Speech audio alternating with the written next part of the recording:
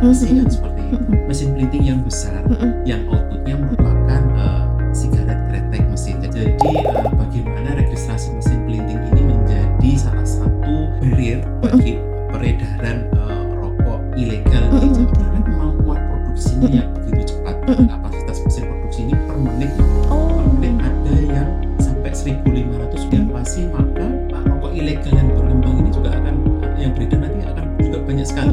Makanya perlu diregistrasi, kemudian diawasi.